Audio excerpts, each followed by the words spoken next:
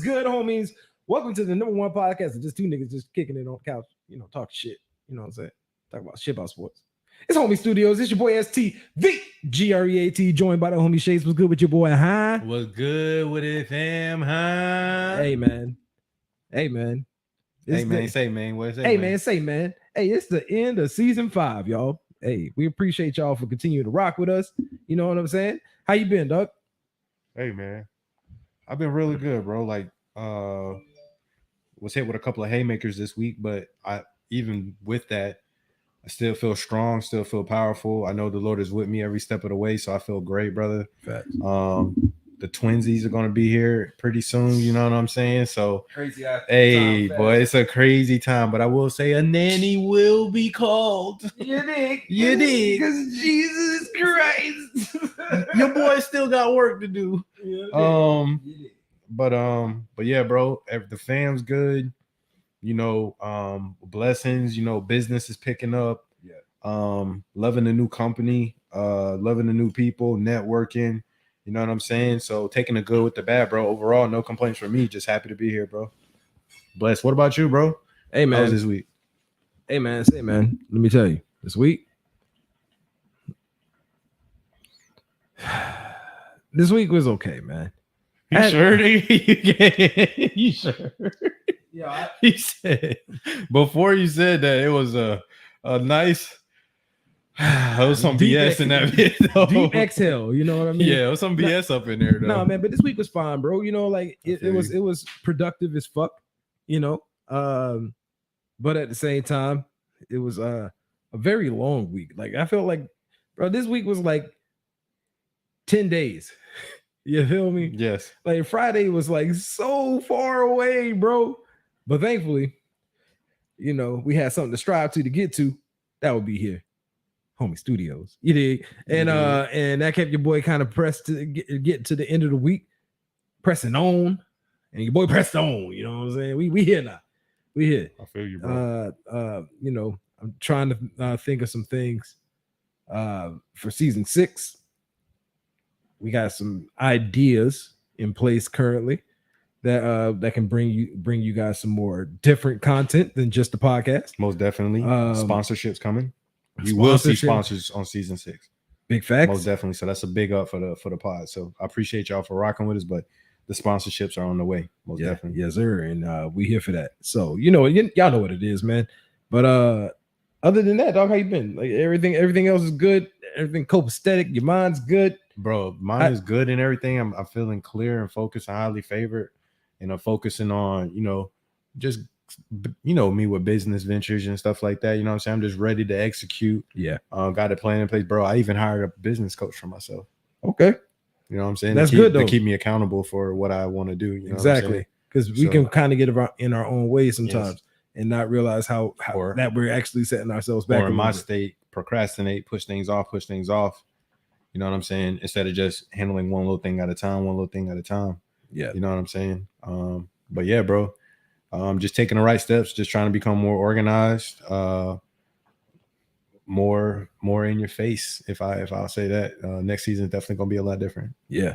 Hey, man, this was a very long season, and man, I look back on season 5, man. I look at how we continue to progress. You know what I'm saying? Big progress. Doing some interviews. We got the interview with Jay Lyric that's still out there on the YouTube channel. If you haven't seen that yet, go check that out. My dog Shay's bodied that shit. And Jay Lyric got a concert coming up. Jay Lyric, we didn't hear about you. I know you got the concert coming up, but we had to end this segment on the playoff. But if the concert is coming up in Series 6, I'm gonna find out what the date it is, and then we'll promote it on our Instagram and Twitter and everything like that. But yes, sir. Jay Lyric got a concert coming up. Y'all stay tuned to check out. You know what I'm saying? The #1 R&B singer in Jacksonville. And that boy, he's coming for the #1 R&B spot. Period. You feel me? You know what I'm saying? So y'all be on the lookout for Jay Lyric. Exactly. But yeah, man, like I said, did the interview with Jay Lyric. We did the sit down and had the ladies' night. You know what I mean? That's season 5. I learned so much that night, bro. So crazy, bro. I learned that we could do that. We could do the podcast completely fucked up and not have no problem getting through it. I ain't been that twisted since then, bro. Even with the lit drips, I was litty that night. I ain't been that lit. I ain't been lit like that since, bro. On the pod, bro. I was lit. Shit was. boy. And your boys was dressed to impress. I have to say, bro. We was fresh, bro. We need to go back and just look at the fits throughout the season, bro. The fits is the fits. The fits are on point. The fits is crazy throughout the season. You know what I mean? But hey, man. Once again, shout out to y'all who rock with us on the podcast. If you're only listening to it on the podcast, man, go over to the YouTube. Go search Homie Studios in your search bar, and go tap in, because you can see some of these crazy fits we had. You can see some of how we actually looked on the screens, because I know y'all heard all the heated debates and all that shit. It got pretty heated. It got heated. It got heated a couple of times. So hey, it's gonna be good, man. It's gonna be a good watch. You know what I'm saying? But hey, man, it's the end of season 5. Let's go ahead and tap into this last episode. You know what I'm saying? Let's get this episode started in this bit. Yeah, you know man. What I mean? And then by that, I mean we got to slide. You feel me? Let's slide, because somebody did. You did.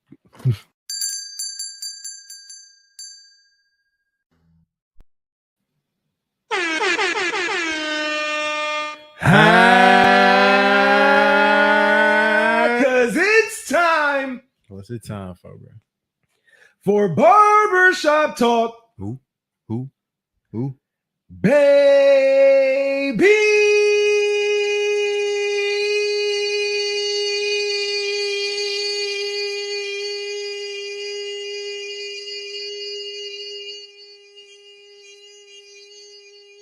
Y'all know the fucking vibes, man,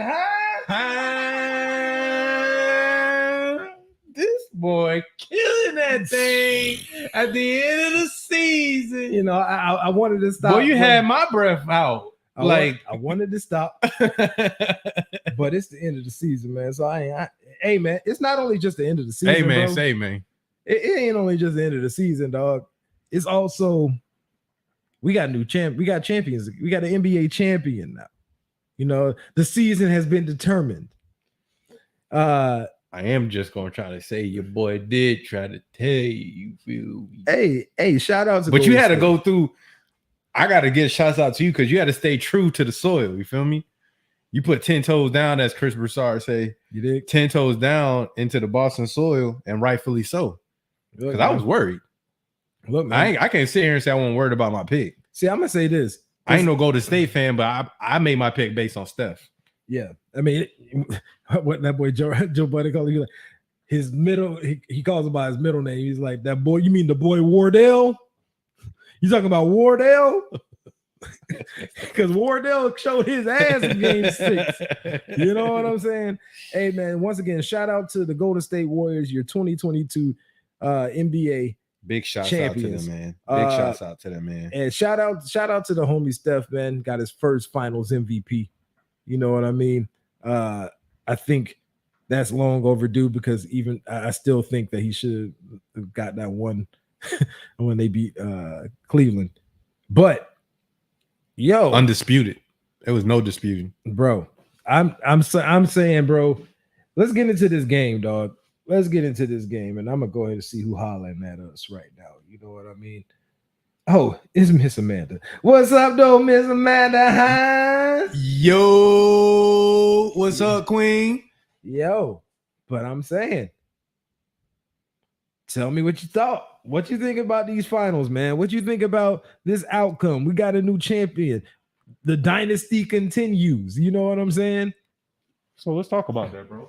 Because a lot of people have touched on it and everything like that, and we heard about it, but you know what I'm saying? I definitely want to give big flowers to the Warriors to show that true pedigree, show that they still are a dynasty.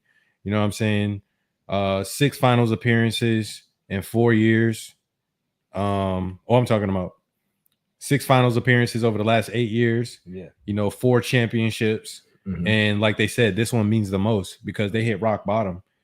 Clay on the bench, Steph was on the bench, Draymond getting drugged, having to teach the young ones, you know what I'm saying? Then the young ones to come up, you know what I'm saying? And then even the role players. And to me, it felt like the Boston role players were good in games 1, 2, and 3, but then Golden State role players showed up in the later games. You know what I'm saying? Yeah. And they just stayed focused. They stay focused on what they had to do. But man, shouts out to the Golden State Warriors, bro, because Clay even said he doubted himself, and we also saw it on the court. You know what I'm saying? But he had days where he was like, in what was it, the beginning of last year or whatever, like that, he was getting busted by G League people. Right. You know what I'm saying? And to continue to bounce back, continue to go and get better. And he got better as the series went along as well. Yeah. You know what I'm saying? It's a good redemption story for him after the past 2 years that he's had. Clay, that is. You know what I mean? And I believe everybody's on a contract for next year to come back next year. It's the following season you got to worry about. Y'all got one more year to deal with this. And hey, this is going to be a whole nother year of chemistry building. You know what I mean? Because they still could get better. Right. And they still got young boys that come back. Kuminga, Wiseman. So let's talk about it, man. Let's start up at the top though, man. Let's start talking about Steve Kerr. With this win, his 4th championship as a coach, his 9th overall, 5 as a player. Are we looking at putting Steve Kerr in the top 5 coaches list of all time? I have to. Okay. At first I wasn't, but today I was looking at ESPN and they were discussing it, and then I had to sit back and think. And I had to think about all the coaches and everything. No, I don't put him above Phil. No. To me, Phil's number 1. No. Phil got them. He got some more rings to do as a coach. Oh, for sure. But I mean, he's 2 away. But like, would I take Kerr over Popovich? Possibly.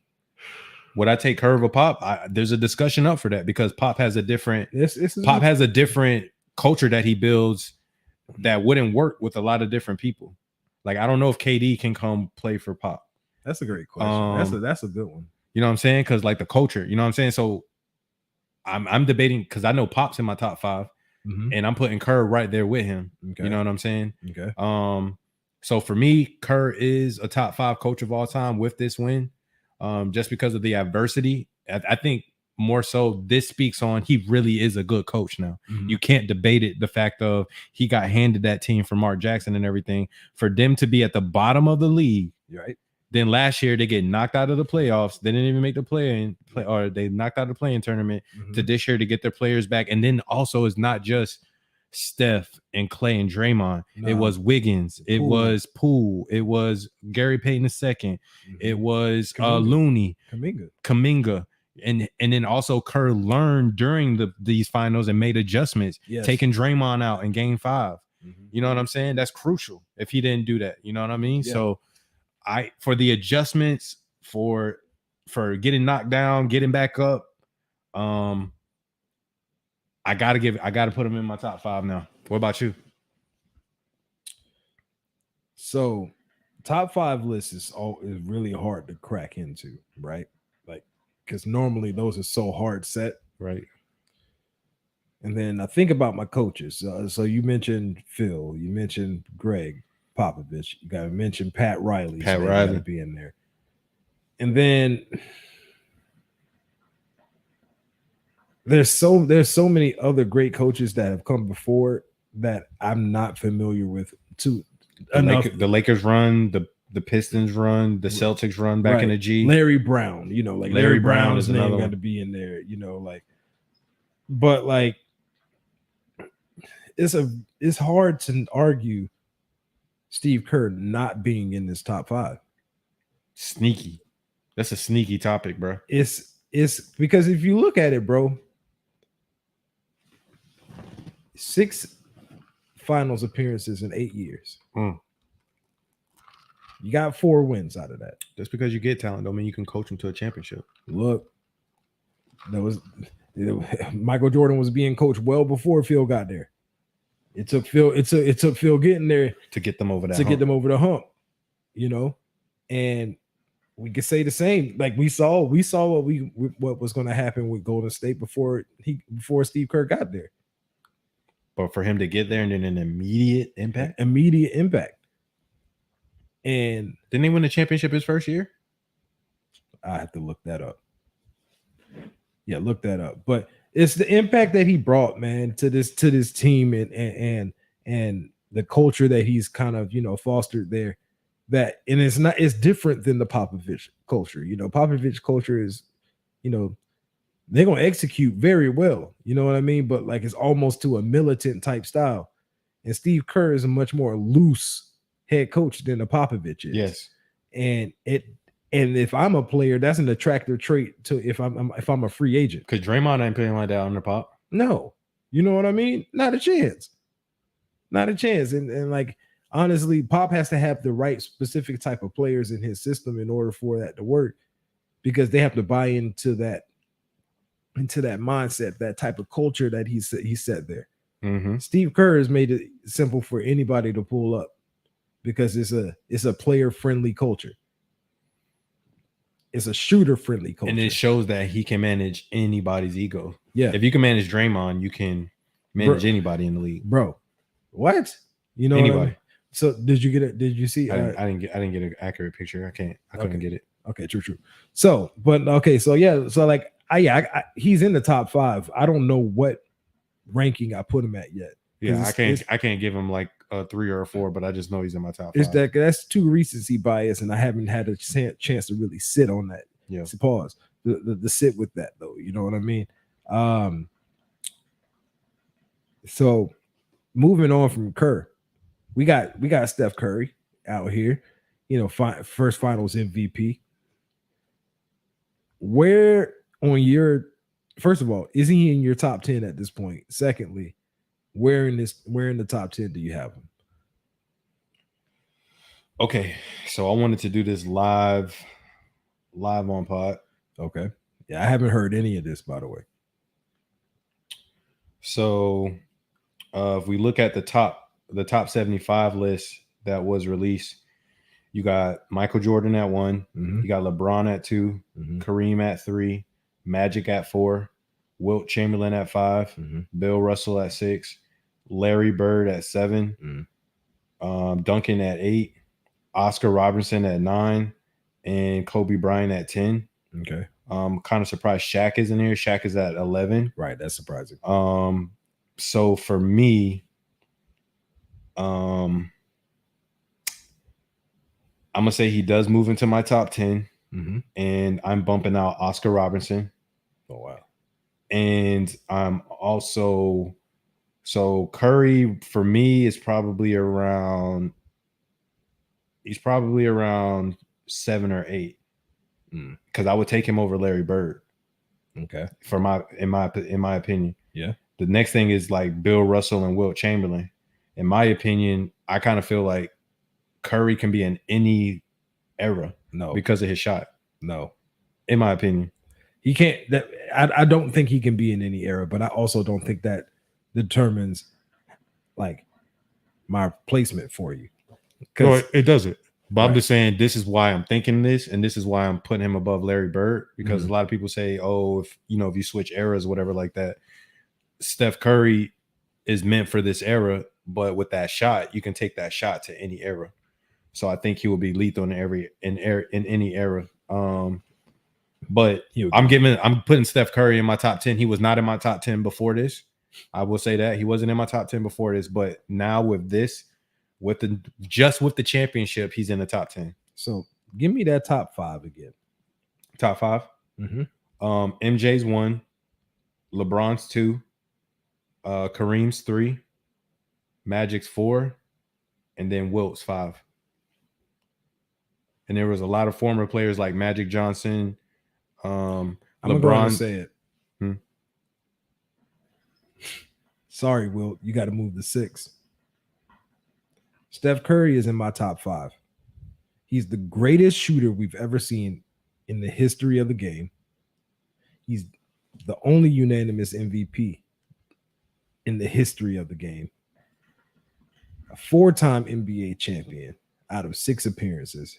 8-time All-Star and 2-time scoring champion. 2-time scoring champion. The resume is there.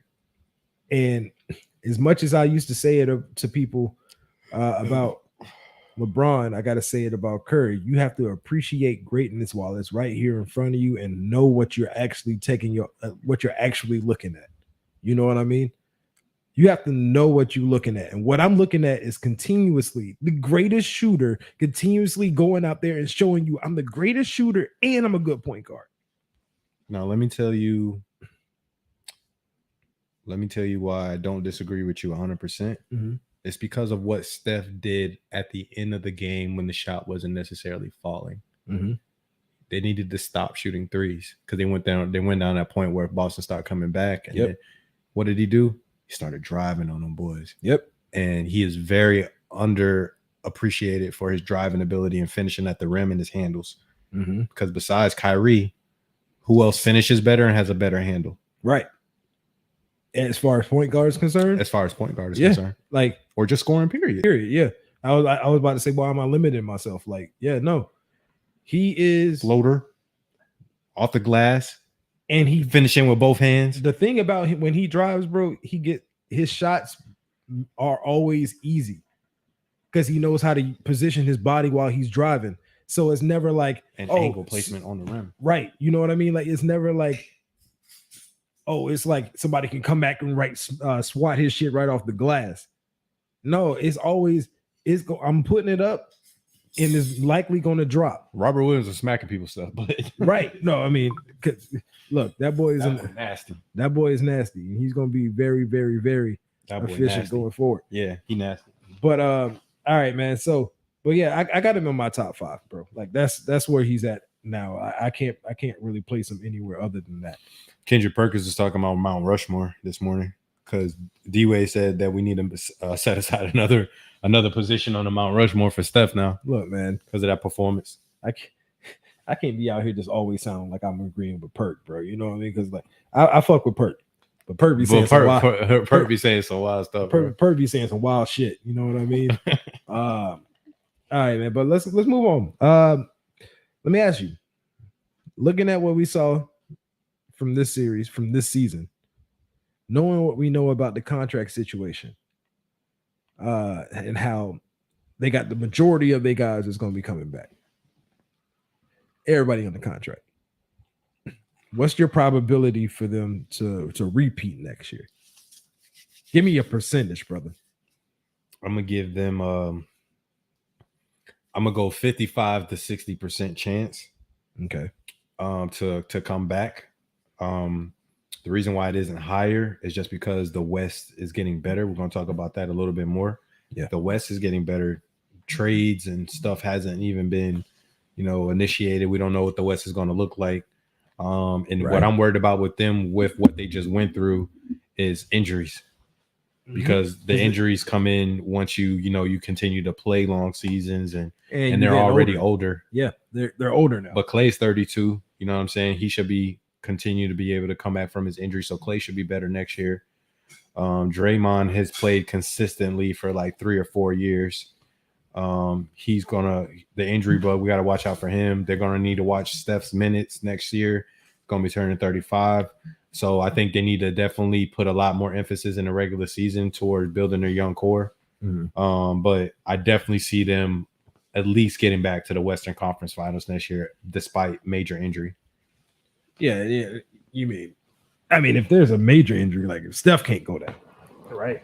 Like Steph goes down, like if Steph goes down, then you're not going to the finals. But I still think that they can go to the playoffs and make a deep run with their team because they have a good core of people, bro. With this thing on their back now, with this championship on their back, they have something to lean on. And I don't think that now with me seeing them being their back against the wall, I see now that when they're back against the wall, they get more serious. Bro, I'm gonna tell you what also happens. What I saw once that back against the wall, that the numbers off the bench started looking a little bit heavier, because normally you're playing like a 7-8 man rotation. Not when you can, when you can bring Otto Porter, I really fuck with Otto Porter. I think he's a really good player. I don't think he's like a superstar or the Robert Horry that you need off the bench. He came in and gave them 2 back-to-back threes, bro. When you can get a nigga like that off the bench, I'm talking about not even just off the bench, but like off the bench in the finals, bro. They had Robert Horry. I was like, these niggas got a Robert Horry, bro. Andre Iguodala, nigga, player coach, still on the squad. If you look at the thumbnail for this week's podcast, it has a picture of Steph, Clay, Draymond, Iggy, all holding up fours. Mm-hmm. All because that's your core. That's been your team that has won championships for you. Mm-hmm. You know what I mean? No matter who else is on the team, those four was there. You know what I mean? That's crazy. And the fact that the fourth is Andre Iguodala. Iggy kind of got off the team when KD left and he had to circle back around. He came back. That's just because he had a little say so with the front office. That was a front office thing, but they got over it, and that's cool. I think that's cool. I think that's smart on Golden State for being able to. You need to be a coach for them now that Mike Brown gone. But I think it's great for for Golden State to be able to realize what happened, make amends, and get that guy back in your locker room. Because guys like Wiggins, I even watched the post game, and you saw like him and Wiggins dapping up, and he was like, I told you. I have to imagine what kind of relationship they had and how he's helped Wiggins try to continue to grow. Speaking of, and they were talking more. Continue to do that. Speaking of Wiggins, so I tweeted this out earlier today, right? And I'm gonna go ahead and pull up my tweet. There we go. Let's go ahead and slide over to my page here. And I tweeted out the following. And I quote. With Wiggins getting a ring, he really shot a hole through my he's a bust take. And I'm going to say this now. I wasn't wrong until last night.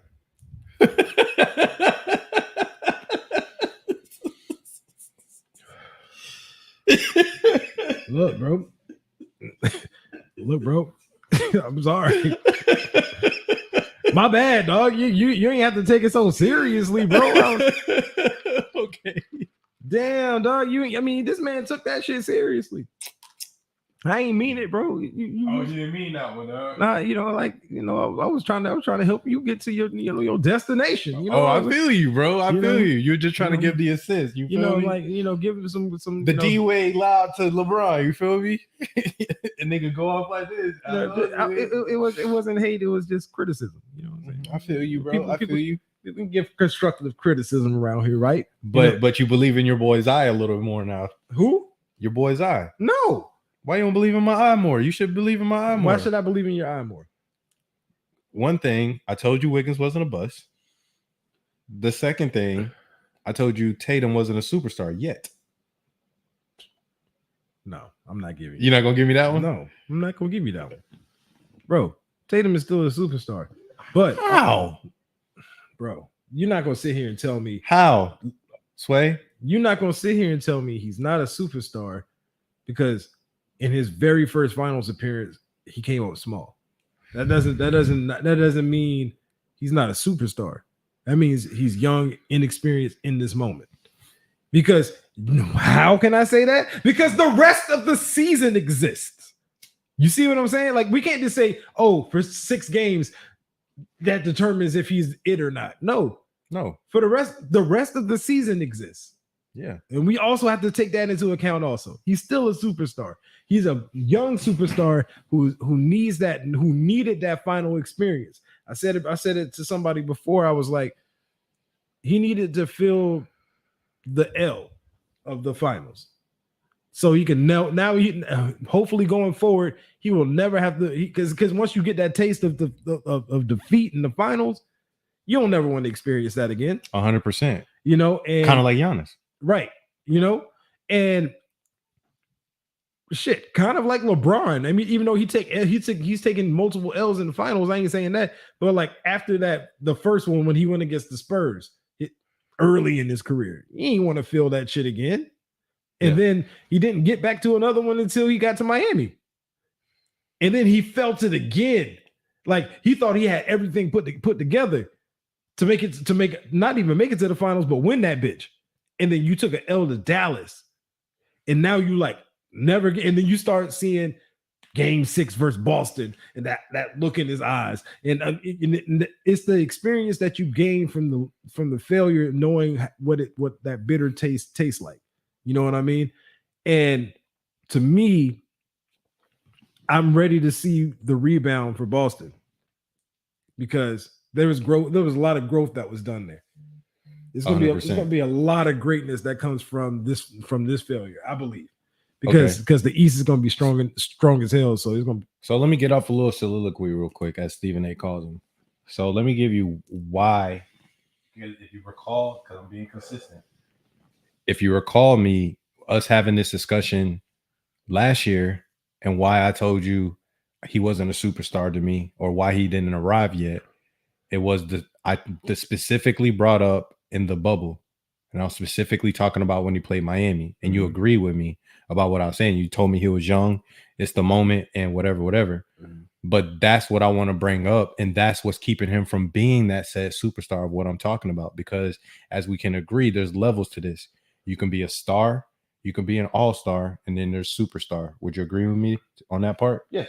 Okay. So for my example, like a star would be like a LaMelo Ball right now. An all-star to me, the precipice of that or the embodiment of that is to me right now, Jason Tatum or like a Paul George or like somebody, those are all-stars to me. Then you got the superstars. To me, the superstars are like the Steph Curry or the LeBron James or the KD. KD did not show his superstar status, and he can, if he does again what he did this year, next year, to me, I'm gonna strip the superstar away, and you're gonna be an all-star now because you're on a decline.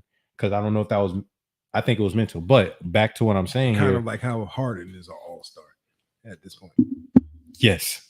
Okay. I see where you're going. So Harden used to be a superstar, but he's an all-star now. But so with what I'm saying with this, and here's why I'm saying this, because in the biggest moments, Jason Tatum makes struggles on the IQ side, and that's why they're saying that Boston needs a true point guard to kind of mask that, or to kind of engineer and be a general of the offense and everything. But to me, that's why he's not a superstar yet, because of the turnovers and his decision making in those said moments. Because I think he's had the most turnovers in any player in finals history or in playoff history, as long as they've been doing it.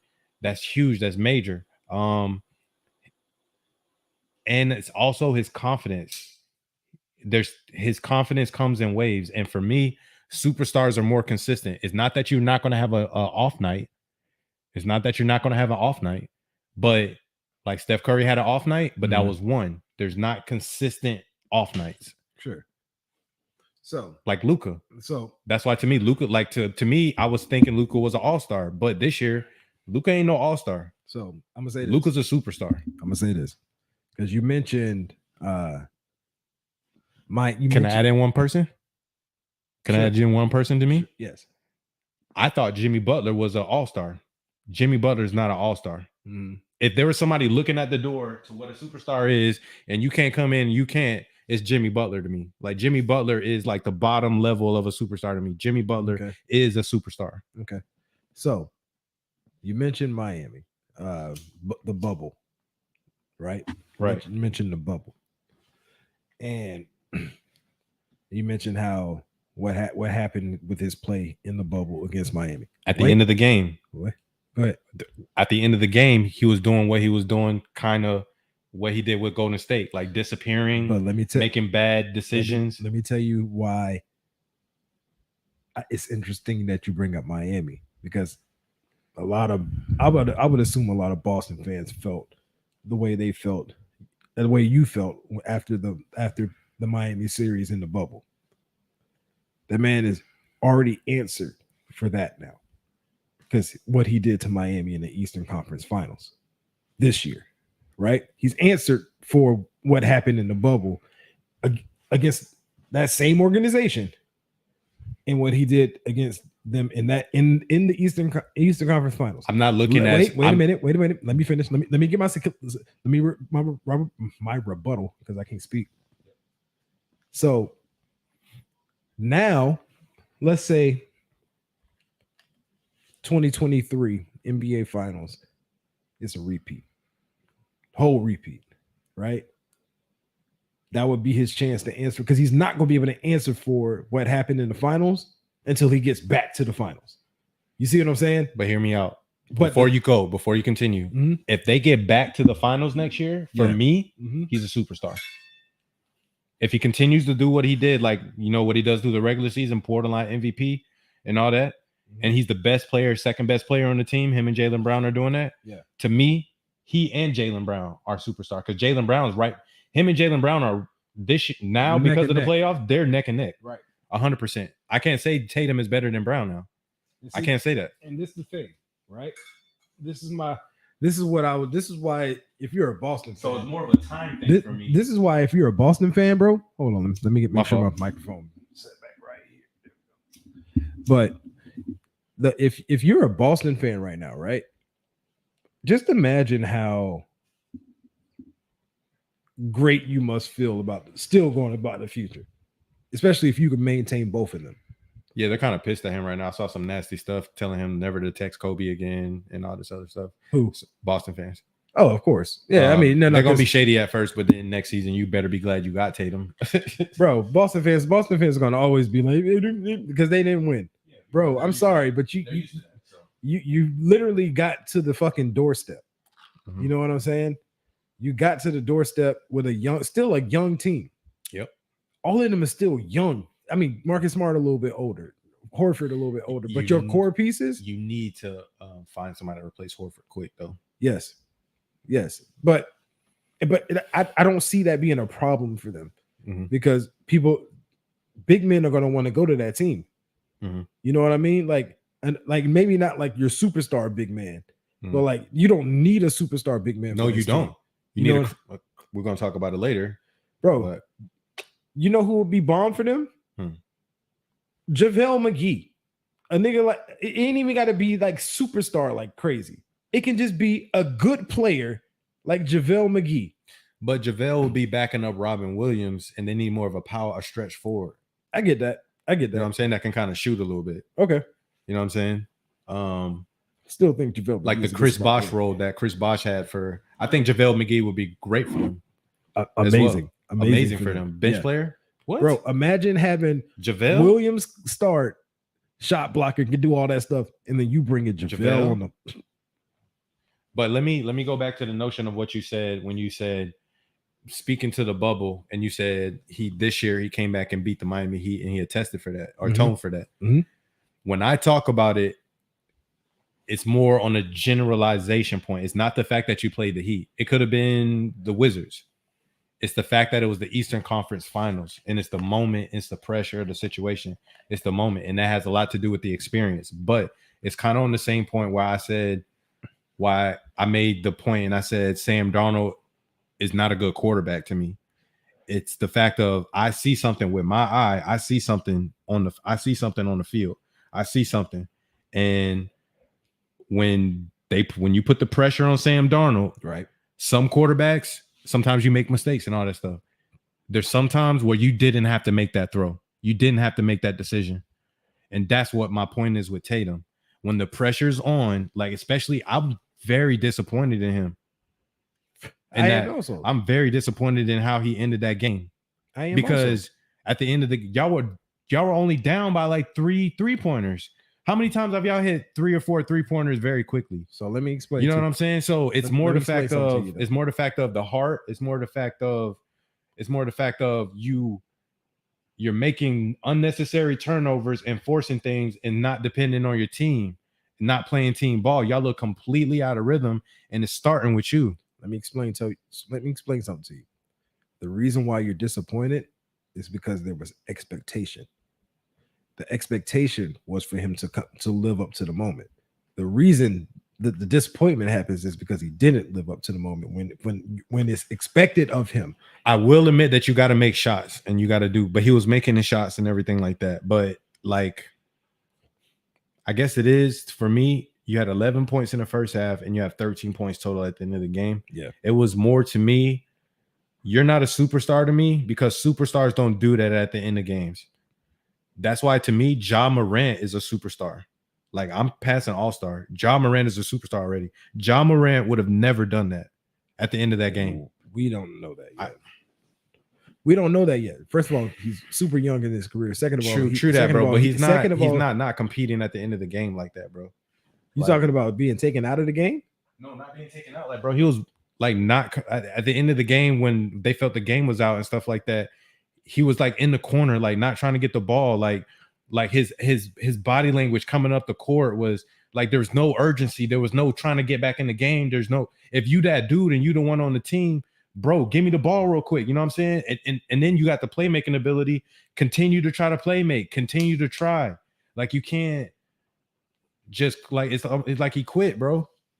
And Jaylen Brown coming down still, you know what I'm saying? Jaylen Brown coming out still trying to, and he wasn't really doing too well, but at the end of the game, he started to come on. I think he finished with 30 points. Yeah. You know what I'm saying? But that's his suit, though. He's super stubborn. Sometimes that work against him because he's super stubborn himself into turnovers. You know what I'm saying? But that's his weakness. But his strength, he needs to, him being with Jaylen Brown is perfect because his weakness is Jaylen's strength. He needs to be stubborn. Like that's what you need to pick up Taytum from Jaylen. Like, so sometimes, once again, you have to be able to see how you react in a situation in order to course correct, right? And just how they finally got over the hump. They finally got over the hump of the Eastern Conference Finals, right? They finally got past that. And that's a sign of growth and maturing in the league. Now we have to, the only way he can atone for what he did in the finals is to do it again in the finals. Because we can watch him every single regular season game next year. He can ball. I disagree with that point, but you'll understand why I disagree. But I disagree with that last point. But he can, because we can watch every regular season game, he's going to ball. We can see him throughout the majority of the playoffs, and he can ball, and that'll be fine. But it's not going to be able to be corrected. People's perception of him in the most crucial moment, that ain't going to be able to be corrected until he get back to the finals, in my opinion. So for me, why I disagree with that is to the point of like, if Boston loses, like you lose. Like if you get beat by a better team, you get beat by a better team. But you can't lose like that. That's all I'm saying. I ain't saying that he has to go win it. I just said he has to perform better. Like I'm saying that he has to perform better in the finals. That's the only way that you can get people's opinion of you in these clutch moments corrected. Because mine is more about effort and heart for me, because he has the ability. And I know you're playing Steph. That's another thing. That's another thing that I'm not taking into consideration. Yeah, it's a factor. It's a multiple factor of things. Like you're young, you're inexperienced. This is your first finals. There's a lot of pressure on just a whole, but just say pressure from media, family, everything.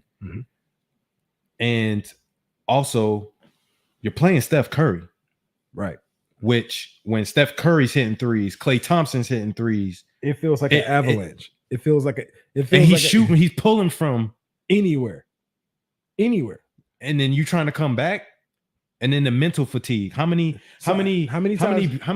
good teams did they come through? How many times in this series alone were they down at half and brought it all the way back? You know how much you could be mentally drained from just getting back. And then your shot not falling. So like, what do I do? Right. But the thing is like that's where he's at now. He has to depend. That's where he's going to go deep. He has to depend on his abilities. You have the ability. What do I do though? Like, what my thing is, because what do you do if your shot's not falling? Let's say you come into the same moment, your shot's not falling. Try. Like you trying, you do, like. I guess they saying. That's why they saying. I guess they're saying you got to get it back on D. Get good defense. Get that energy. Get that momentum. Keep going. I guess that's what he gotta. I guess that's where he gotta go, bro. You gotta do something, bro. And I was disappointed in him as well. Do you think he carries the most blame for them losing? No, I mean he's going to, but do I think he's the number one reason why they lost or the most? No, I think what happened is kind of like what you said. Role players play good in games 1, 2, and 3. 4, 5, and 6, not so much. You know what I mean? Pritchard out of there. Out of there. Horford I mean, Horford was doing his thing, but Horford you needed played another well. 20-point game. Yeah, We needed one more of those. yeah. Marcus Smart was not scoring 20 points plus. He only did that once. Right. Where did Derek White go? That boy went ghost. And like you don't. Those parts are very important to winning championships. Also, your boy went ghost. Williams. Yeah, but like ghost. Those pieces are important to winning championships. Yes. You can look at your stars of the team and be like, okay, well, they needed to get the job done.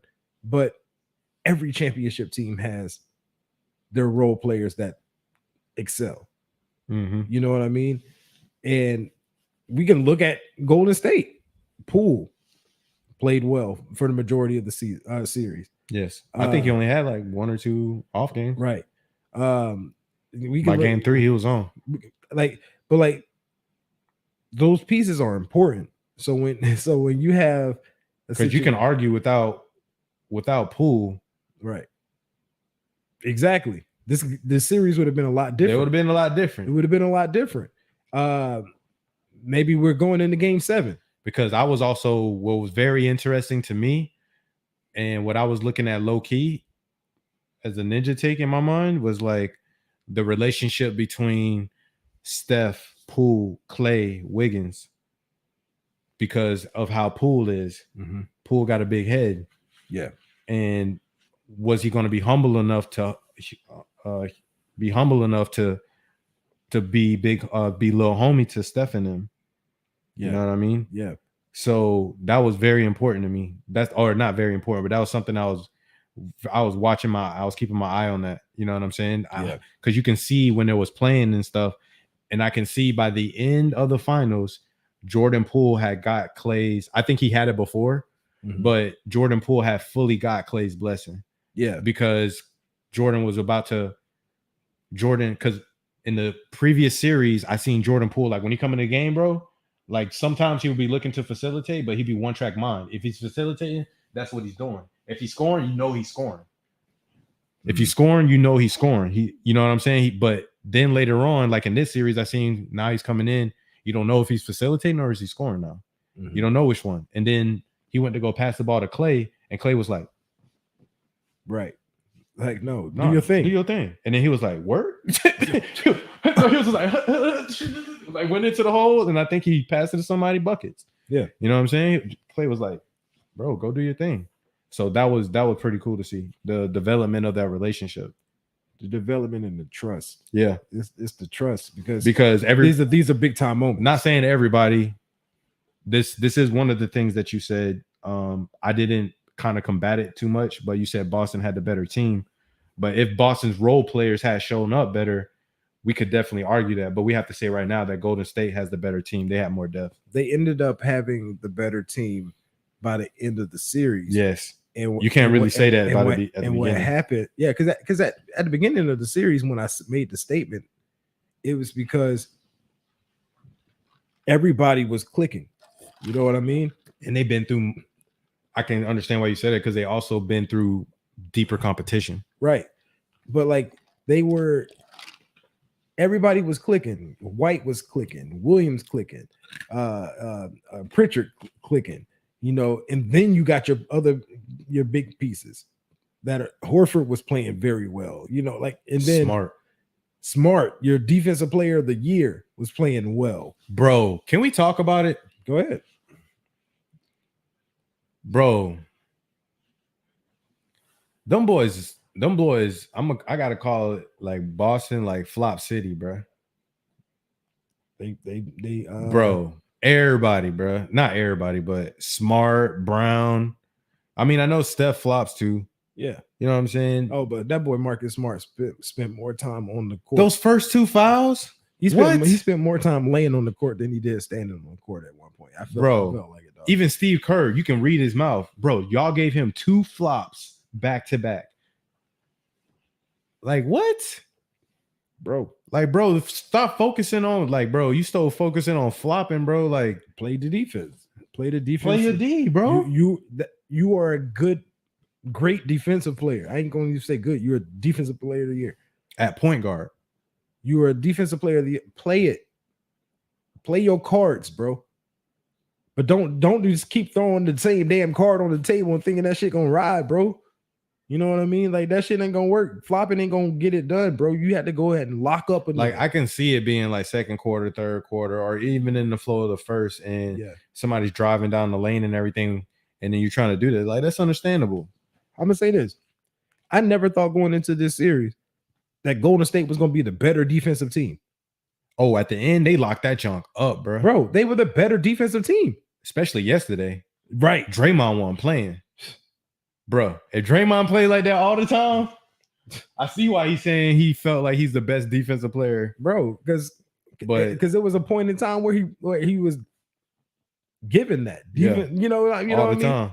Like you never question that. Yeah, but now I can understand it when you're older. Like, you give it up when it's time. You gotta exert your energy differently. I see why. I understand why he talked the way he talked and why he the swag the way it is. Yeah, man, I get it. I appreciate a dude like Draymond, even though he could be a knucklehead sometimes. You heard what he said at the thing. I heard what he said, but I was groggy by that point. What he said? He was just like, I'm not surprised at all. Right. We heard what was said, and I told y'all what was gonna happen, and you know what I mean? But it is what it is, Hey, but yo, big ups to them boys. Them boys balled out, bro. Last question for you about this series. Who was your Celtics MVP? I give it to Jaylen Brown. Me too.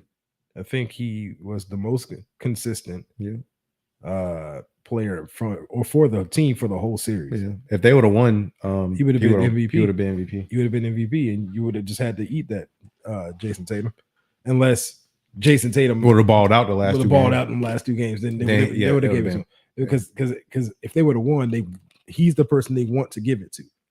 Yep. You know what I mean? But yeah, Jaylen Brown. Celtics MVP. I concur. All right, man. Well, let's talk about some other news in the NBA, man, before we get over to the world of football. We got woo. Hey, boy. We've been trying to tell you. I mean, y'all know this too, but we've been telling y'all that boy Luka just needed a little bit of another piece, a big man, right? We said that, right? Well, the Mavs knew it too. Yeah. So what did they do?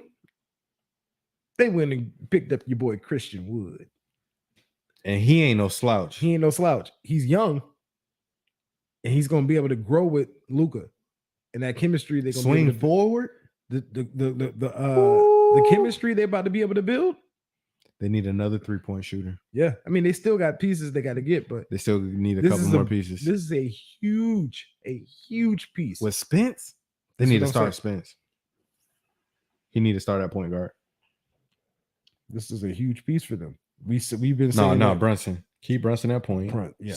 Spencer Dinwiddie at shooting guard. Mm-hmm. Luka. With Christian Wood. That's your 4. You want him at 4 or 5? Because I want him at the 4. I want him at the 4. And just get a traditional 5. Yeah. To get rebounds. Yep. Rebounds and protect the glass. Yep. Kick it out. Big piece for Luka. Big piece. Big, huge piece, bro. Big piece. He could have used Christian this playoffs. Big facts. That might have been a different Golden State series.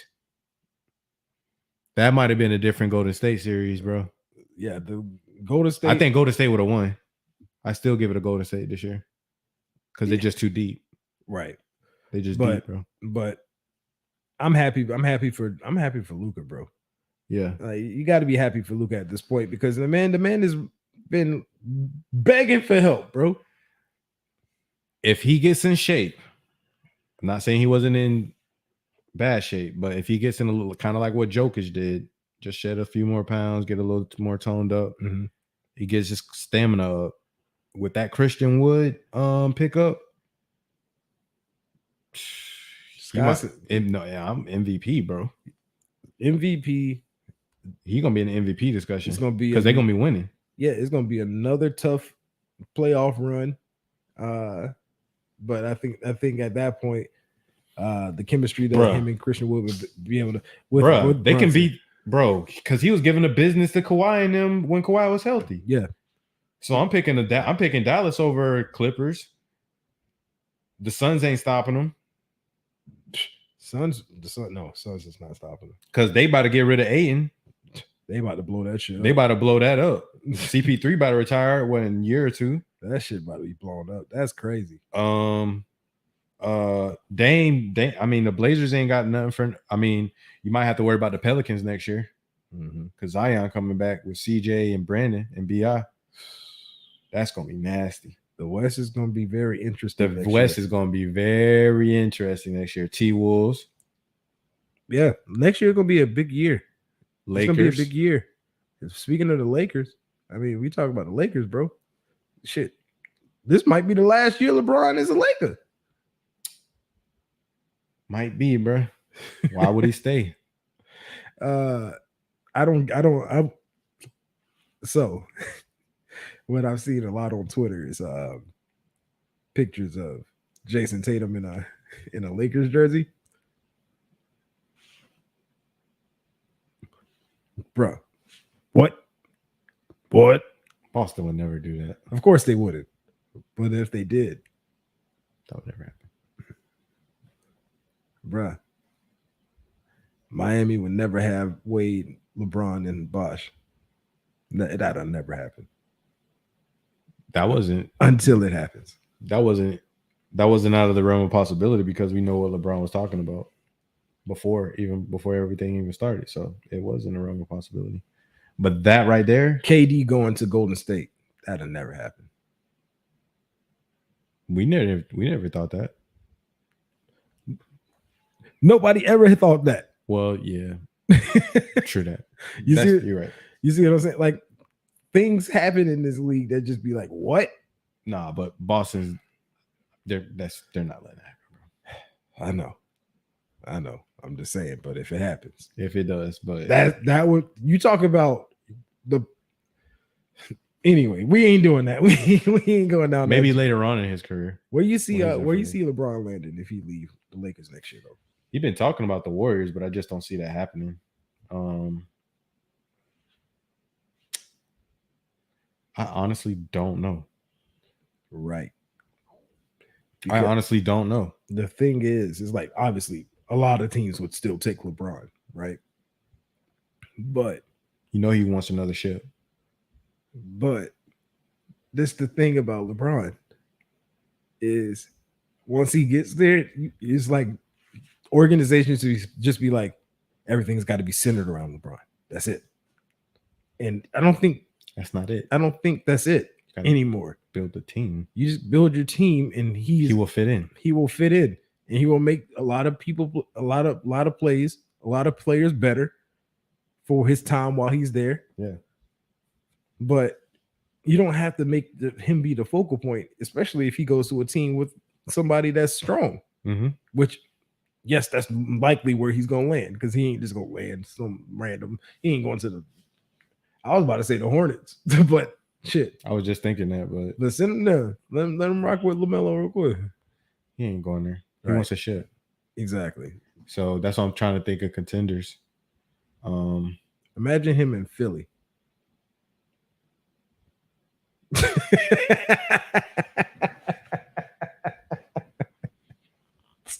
You better not. They better imagine him in Philly, dog. That's a championship. What?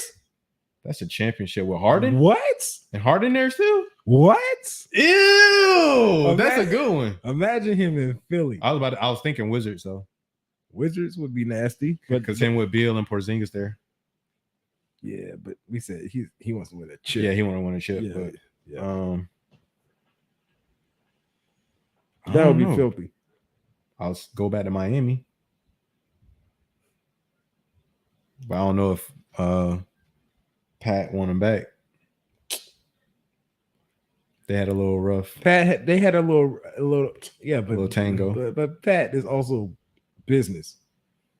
He handles business, and they both businessmen. Yeah, if Bron goes to Miami, y'all definitely win a championship. Hey, Bron, Come on over, dog. Bron, Jimmy Butler, Bam, Hero. What's your boy name? Robinson. Yeah. Oladipo. Yeah. Ew. PJ Tucker. PJ Tuck. Yeah. Yeah. Struce. Yeah. Martin. Yeah. Lowry. Yeah. Y'all winning. Y'all won. Bro, Y'all won. I would want to see the 2-man game that him and Bam play, bro. What? Put Bron at the 5. Bam gonna start bet.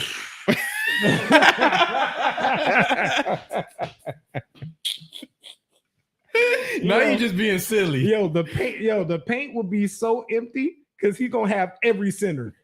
Yeah, you better be out here, bro. Mm-hmm. You better be out here, bro. Because if you ain't, mm-hmm. I'm shooting, mm-hmm. and you don't, or I'm driving, and you don't want me to drive and wham. Yep, because I will wham on you. Because I will wham on you. So you're gonna have to be out here. The paint gonna be so. Bam! You better go attack, bro. If Bron go back to Miami, that would be disgusting, bro. Filthy. And it's free agency, so you don't have to trade. Right. Filthy. And LeBron is a billionaire. He can take a league minimum if he wanted to. Lamar, this man is a billionaire, nigga. You can get better people? He is a Billy. Nigga. What kind of team could you form? Bruh. Oh, Bron going to Miami? Bro. Bron gets back to Miami. Bron gets back to Miami and he's worth more than Pat Riley.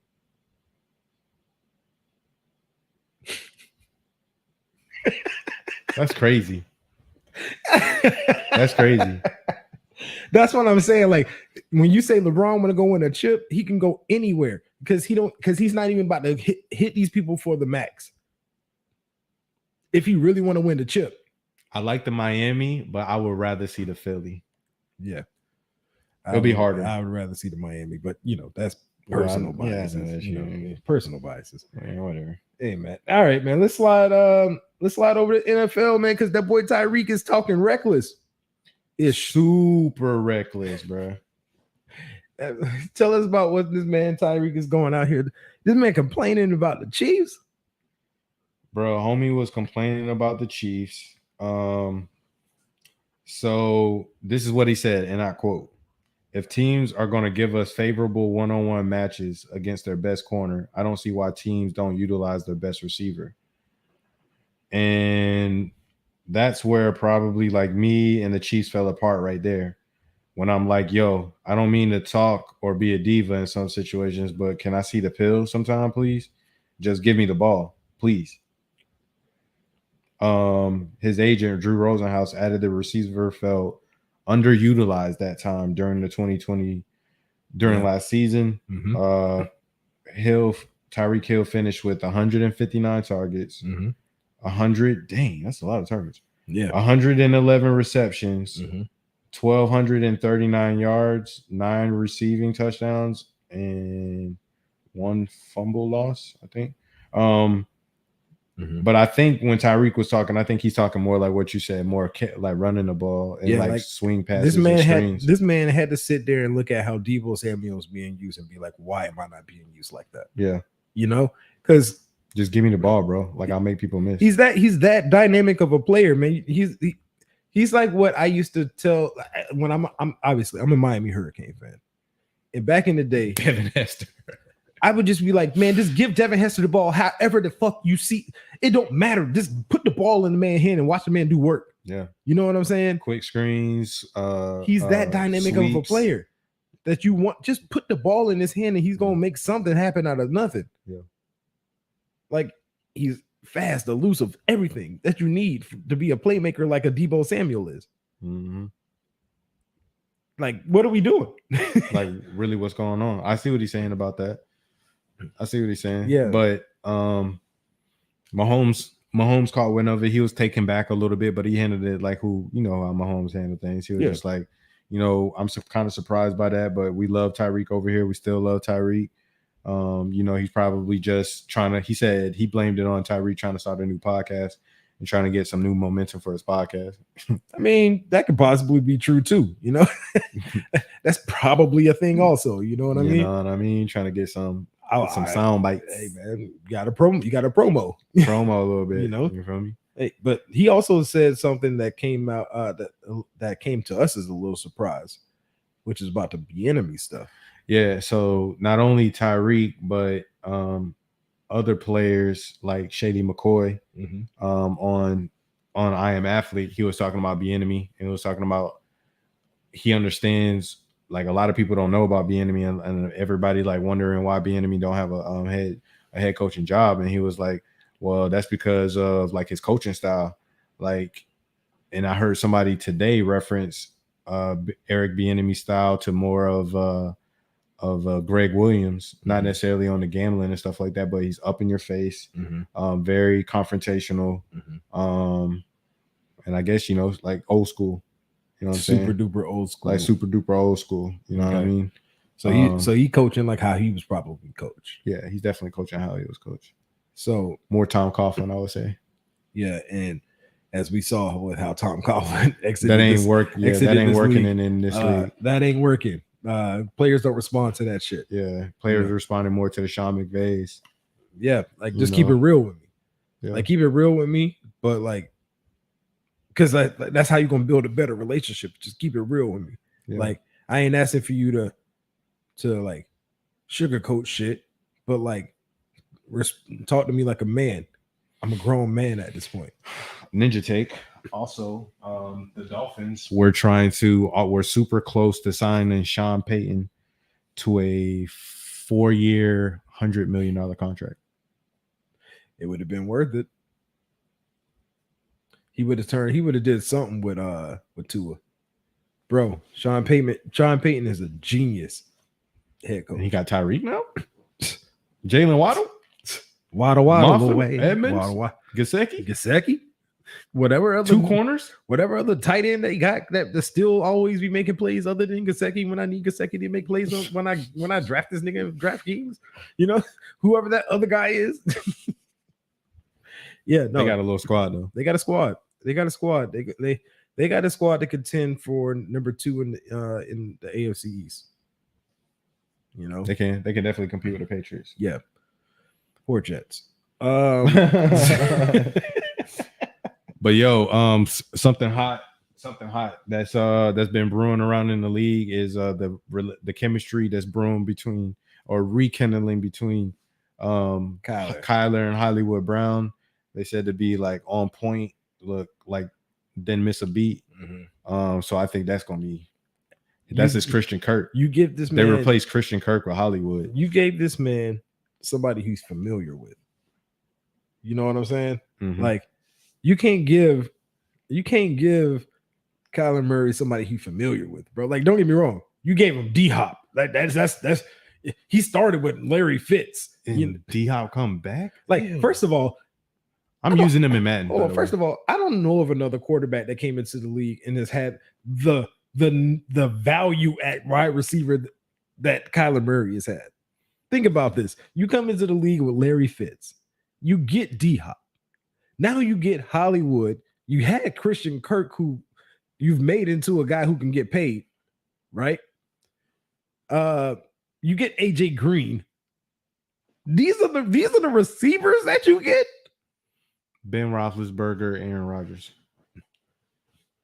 Bro, I'm talking about coming to the league, like 5 years into your career. I get it. You got Hines Ward. You got Santonio. You got Santonio. Antonio Brown. Mike Wallace. Yeah. And then we finished off the league with freaking Deontay Johnson. Freaking what's homeboy name? But like, and then Aaron Rodgers, he came into with Donald Driver, Greg Jennings, Jordy Nelson. Yeah. Homie. James Jones. Which one of these is D-Hop? Which one of them is D-Hop? and Ben Roethlisberger, Antonio Brown. One would argue Santonio, but which one of them is Larry Fitz?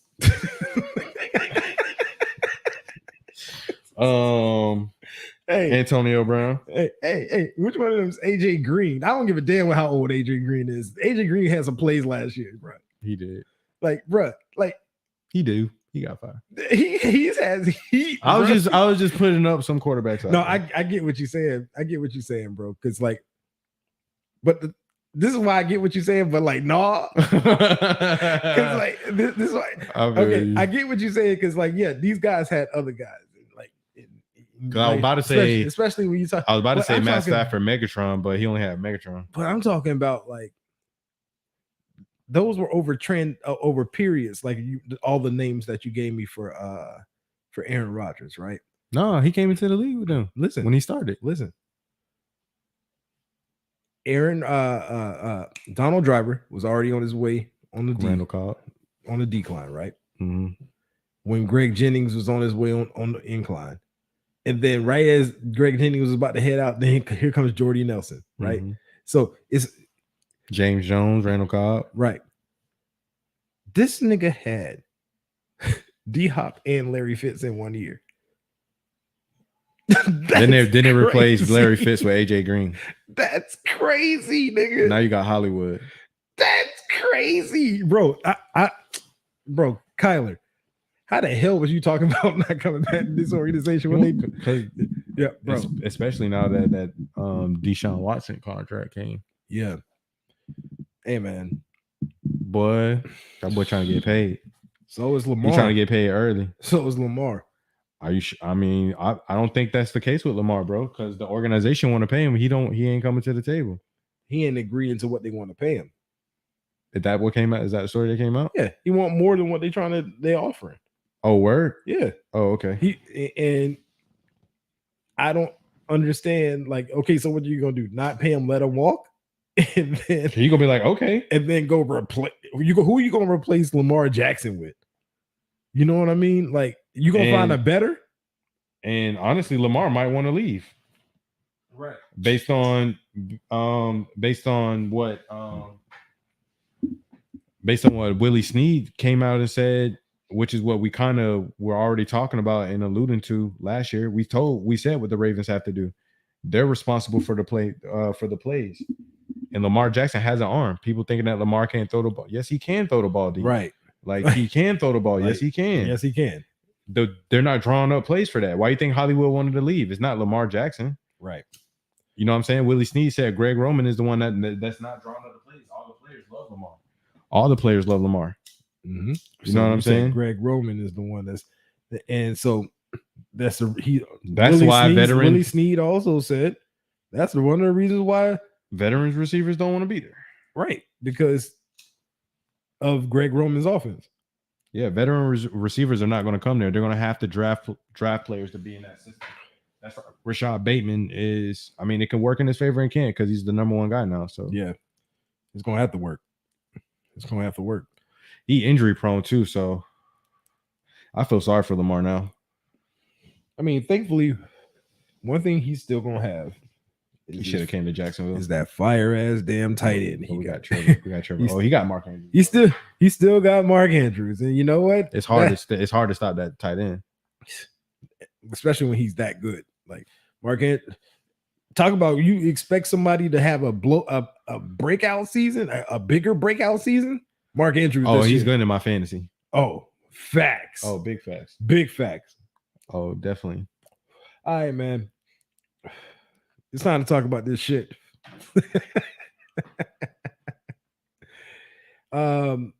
Outside of the world of your standard sports, you have sports entertainment, and we had a company here for the longest period of time, the WWE.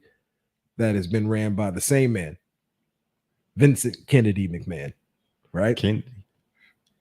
Vincent Kennedy McMahon. So let's start at the beginning, right? I'm about to cross my leg for this. A couple of days ago, he comes out from the Wall Street Journal that the board of trustees is doing an investigation on the CEO of WWE, Vince McMahon. At that point, I didn't know any more information than that. And I'm like, hey, yo, Vince, what you got going on over there, dog? You know what I mean? And then more news comes out. And the news comes out that Vince McMahon, I got one. Vince McMahon has paid a woman $3 million and had her sign an NDA. And the reason this NDA was signed is because she was a paralegal for the WWE. She was a what? A paralegal. So, an attorney, and she was making $100,000 a year with the WWE. Comes to find out, Vince had some sexual relations with this woman, and her pay went from $100K to $200K a year, right? From there, he changed her position to an assistant for one of the president of talent relations for the WWE, Mr. John Laurinaitis, right? And the report is stated that he passed this paralegal like a toy to John Laurinaitis, to pretty much have sex with him, right? So this news breaks, and as of this morning, Vince McMahon is voluntarily steps down as the CEO of WWE, the company that this man literally he got from his father, right? And then took it from a territorial, promotion, and made it a global promotion. Like, that's Vince McMahon's stamp on professional wrestling, is making this thing that dude global, being that dude that made it global. You know what I mean? So he is now, as Britt would say, Vince McMahon is a wild boy. Call me Steve. Oh, so he has stepped down as the CEO. The interim CEO for the WWE is now his daughter, Stephanie McMahon. And it's very possible, very, very possible that this man can get kicked out of his own company. And that's crazy to me. This whole thing. Nuts. So somebody on Twitter was able to locate the name of the paralegal, which was fucking, why would you put it out there? Because this woman definitely doesn't want to be, attacked, because she's going to be attacked. And it was a sister. I was like, what? It's a sister. Vince McMahon was out here trying to get that chocolate milk. You know what I'm saying? That Hershey bar. You know what I mean? Hey, I look at this scenario. Little caramello. And this shit is wild, because you paid this woman $3 million for the hush? So don't say nothing. Ain't gonna be no talking. You know what I'm saying? I know you ain't hit him with that. He did, bro. And now it's coming at one of the craziest times for the WWE, bro. They had their top guy, Roman, who was taking some time off, right? You got their second top guy, Cody Rhodes, who they just got back over from AEW, and he tears his pec. So he's out for 6 to 9 months. Fresh off of one of your biggest women's stars, Sasha Banks, walking out with Naomi of the promotion. And if what is being reported as of today is real, she has been released from WWE. Who, Sasha? Mm-hmm. if that, I'm waiting for a confirmation on that report because I have seen it. And so she has been released. Like, this is a crazy period of time period for the WWE. And I think what's going to end up happening is like, because like Vince is still technically in control of like the creative, so the booking of the shows and stuff, but he's just not a CEO at this point. But I think this is the end for Vince, bro. I think this is going to be the end for Vince McMahon, and somebody in his family else is going to have to handle this shit. The man 77-ish. Why wouldn't Triple H and Stephanie step up? Huh? Why wouldn't Triple H and Stephanie? No, I'm saying somebody else in the family is going to have to handle this. So, or Shane come back in the picture. Oh shit, Shane ain't getting nothing. Shane is like the redheaded stepchild of that family, bro. Oh, like, you got there's hierarchy in that in that man family, and Shane is at the bottom, like the very bottom. Like, there might be grandchildren that are higher than Shane McMahon in that hierarchy, only because of the relationship between him and Vince. But I think if Vince is forced to step aside, I think that Stephanie would definitely be smart to bring him back. Shane will be huge. Shane can be that drive because he still will participate. That, and I think he would be good for on screen, but behind the scenes, I think it's Triple H. He can no longer compete anymore. He has a pacemaker in his heart now. You know what I'm saying? So he can't compete no more. But I definitely believe you give Triple H the ability to take this global product and try to continue to build upon it. It's only right that a wrestler do that. It's only right that a wrestler that has been bred or been not even just bred, but has been nurtured.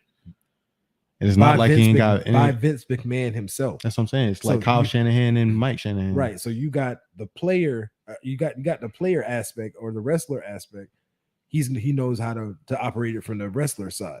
But now he's been groomed for the better part of the last 15 years for the moment just like this. Didn't he do NXT? Yes. You see what I'm saying? That's it. He's been groomed for the moment just like this. I think it's perfect time. But that shit, Vince McMahon, you are a wild boy. Call him Steve-O. Hey, man, that man said he passed. Yo, somebody, I'm gonna say this. Somebody on Twitter said this shit, and I'm telling you, dog. When I was crying, they was like, "If you 76 years old and your dick still get hard, you still got to use that bitch. You got to find a way to use that bitch. You're 76 and your shit still getting up. Hey." Hey, my boy, league, bro, my boy popping them V's, boy. Oh my god, man, Vince McMahon, what the fuck are you doing, man? You are what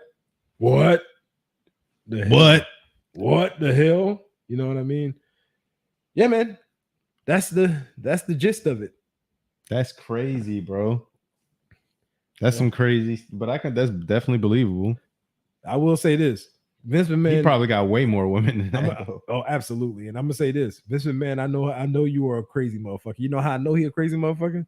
Because the second after the report that he was stepping down as CEO came out, they had a report that says Vince McMahon will be talking live on SmackDown tonight. When I tell you, once we done with this shit, I have to watch that shit. It's must see TV. Because what the fuck are you about to say? He's about to go in. What are you about to say? He's about to go in. Like, what could you say in this moment when everything is the spotlight? I don't see him apologizing. I see him going full force. Like, I see this man going full professional wrestling. Yeah. And I say, because we know he's stepping down, right? I think this how I know how wild Vince is. Vince is damn near 80. Vince probably gonna go out there, say something. Some wrestler gonna come out and like hit him over the head with a steel chair or some shit.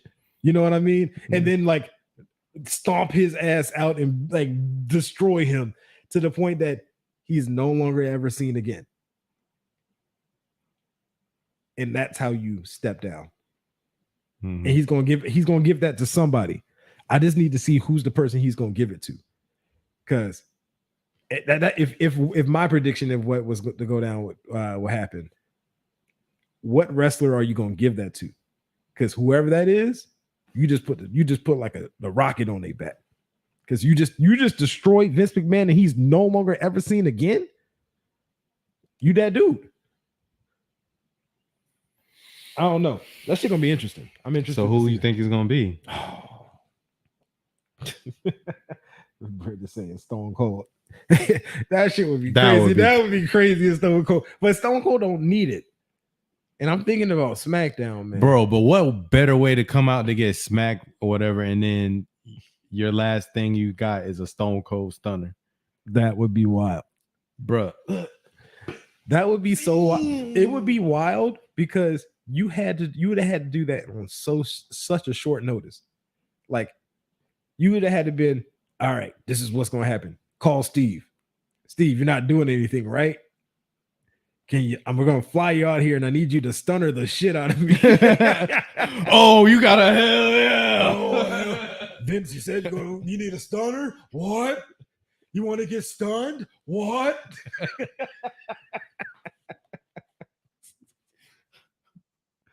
You know what I mean? Like that would be wild.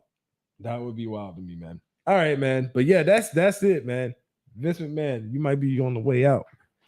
And Dang, bro. that'd be crazy to see a WWE not ran by Vince McMahon. It is. That's crazy. All right, man. You got anything before we get up out of here, man? Any shout outs? Anything like that? No, I got a little ninja take before we ride. Oh, you know okay, what I'm saying? We're shit. not about to slide out just yet. True. Let me smart this out.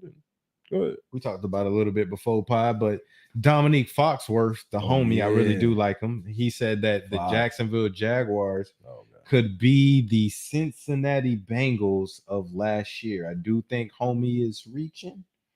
I think he overstepped a little bit there. Excuse me. But I don't agree with it, but I can understand why he said what he said. Okay. So can I say what he said? Yeah, explain to us how you could understand what he said. Why he said what he said.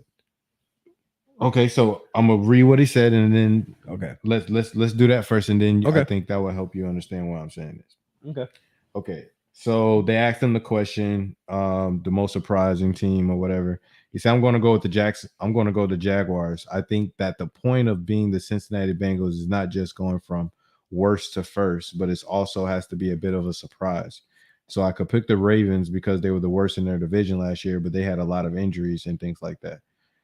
The Jaguars, like the Bengals, have a young, very talented quarterback, and they've addressed some offensive line issues, which, as we know, makes life easier for the quarterback. And they brought in Trayvon Walker to help with the defensive line pressure. Mm-hmm. So I'm not sure that they will do it. But if you look around that division, I think the Colts are a very, very talented team. But we'll see what happens when Matt Ryan gets there. But it's not a division that has a bunch of juggernauts. I think the Titans have taken a step back, and I don't think the Texans are trying to win right now. Well, Texans definitely aren't trying to win right now. We know that. Titans, I agree, they took a step back. I mean, you just pretty much lost your receiving core. You know, who is their number one receiver? Westbrook Akun.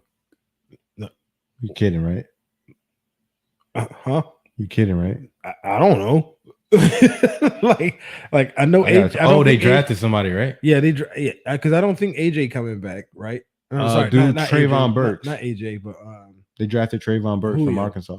Yeah, Julio ain't coming back, right? No, Julio free agent. Obviously, Julio AJ Brown is agent. gone. Yeah, I heard you. So, I mean, I just look at the division, and the division it's the Colts, and you have to get past them. Yep.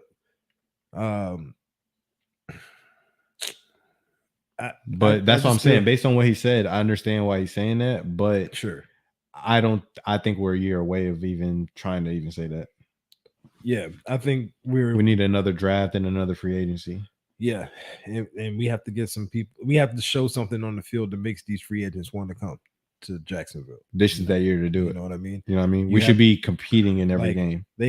You want to have tight ends and receivers come to Jacksonville because they see Trevor Lawrence and they know that he can get them the ball. You know what I mean? Like, and we need to see a year of that. Granted, maybe having Evan Ingram here helps a lot. You know, Yes. you know, getting the Christian Kirk here. That's maybe he comes in and he's so much better than We've never had a good slot guy. ever. We've never had. Well, depends on whenever they decided to lot Blackman in the slot, because when he was He wasn't really a slot guy. Blackman was just a beast anywhere you put him. right. He's a Outside, inside, tight end. but that's why you line him. That's why I would line him in the slot, because he's a slot matchup nightmare. You know what I mean? Like always, he's always a like. But see, that outside too, bro. We didn't have enough depth at that position at the time, because you have to line him up outside, because he's our best guy. Yeah, but when he had that 200-yard game, you're right. He was in the slot. He was in the slot, and like nobody could fuck with him in the slot. Like he ate him up. You know what I mean? So that, bro, but I don't know if I can agree with that, man. Like, not the Bengals. Like, I would. Hey, if it happened, it's lit. You know what I'm saying? Dominique Foxworth. Hey, you called it, bro. Hey, if it happened, shout out Dominique Foxworth. I fuck with you especially on Foxworth Fridays. You heard? Especially on Foxworth Fridays on the Bomani, on the right time with Bomani Jones.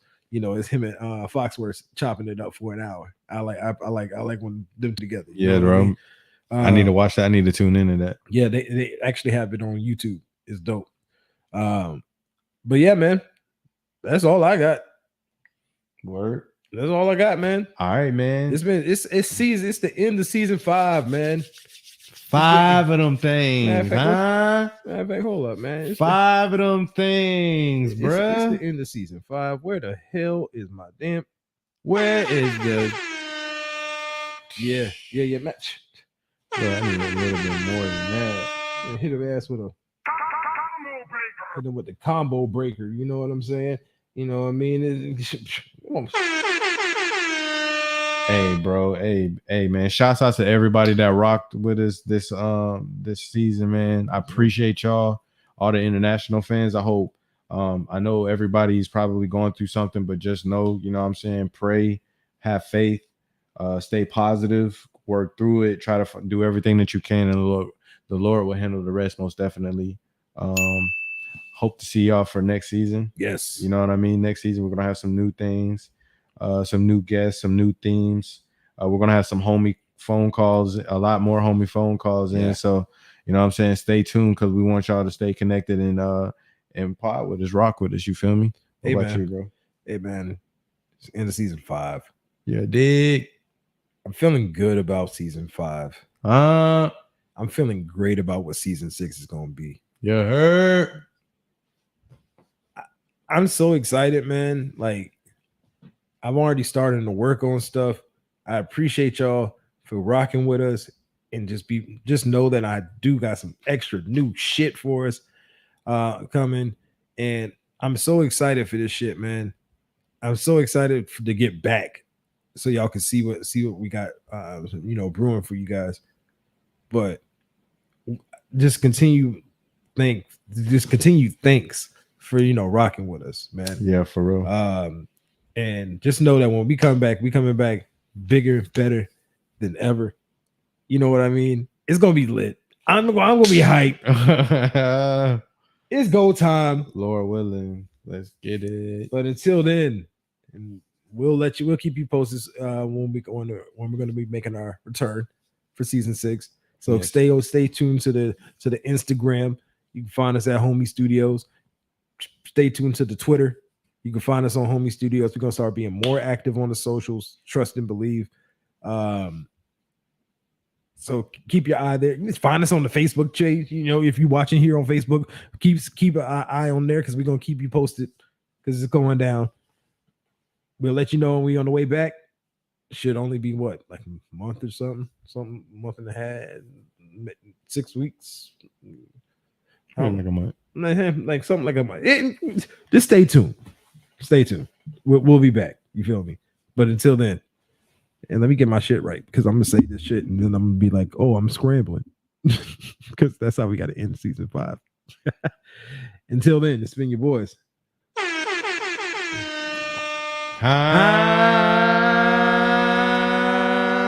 We'll see you in season 6. You dig?